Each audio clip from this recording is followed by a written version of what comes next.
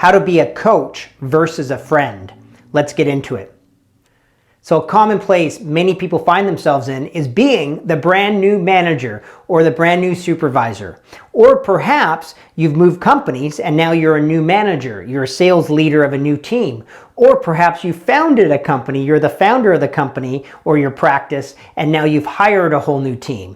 So what's very common for all of us is that we want to be friends with people. You know, there is some part of us, of course, that want to be liked, admired, well thought of, and we want to come across well to the people that we're coaching and leading. So while that's absolutely important, it can get in the way of being an effective coach. So let's take the example if you're a new leader and somebody just threw you the keys and said, here you go, you're now running the store, right? Yesterday, you were working alongside your colleagues, the other people, and now you're actually their boss, right? So that is often a tough transition.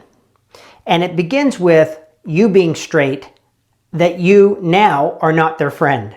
Now, I say that, but I want you to deal with you really are not their friend.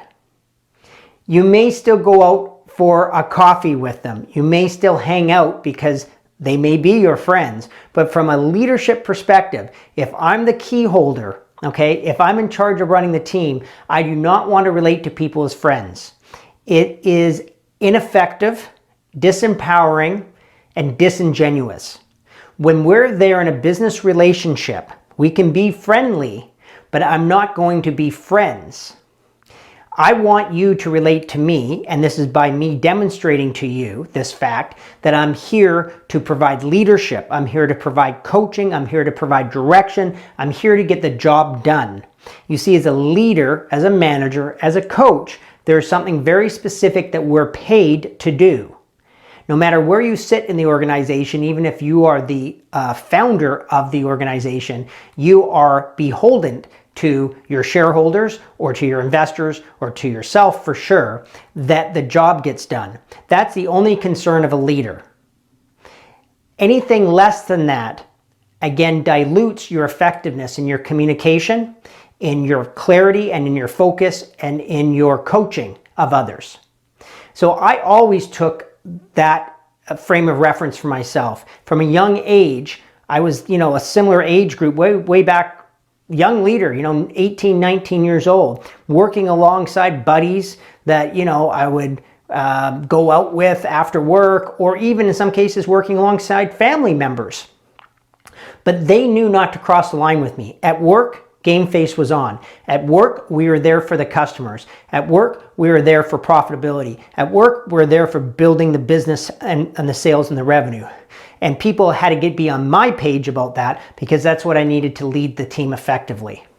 And if you think for yourself, you really don't want a friend coaching you. You want somebody who's detached from you, from that emotional connection, so to speak, as a friendship, and you want them to see things clearly. I want the coach to tell me what I'm missing. I want the coach to tell me what the next action is. I want the coach to give me a kick in the butt and not worry about our friendship and if I'm going to come back from it. It's not about that. There's too much baggage that happens inside the context of friendship in a high-performance coaching relationship.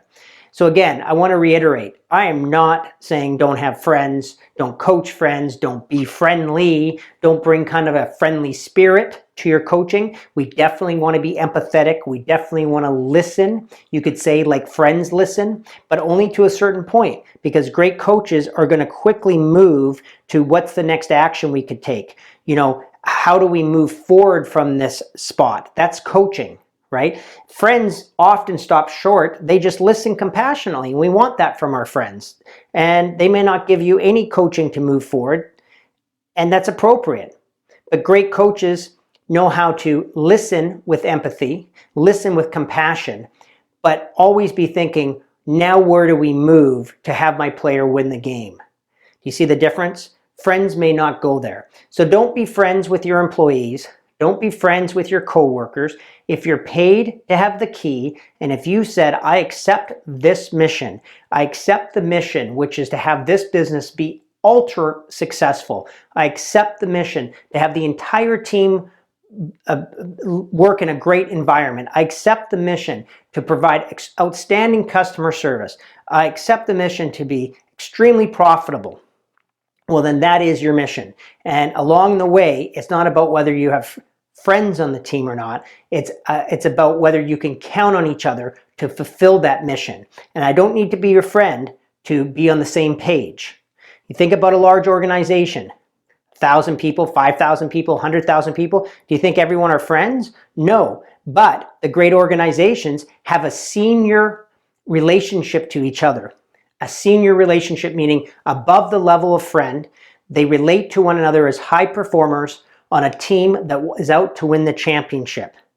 So as a coach, have less consideration about friends and building friendships and more consideration about building high performance relationships based on trust and on a common goal.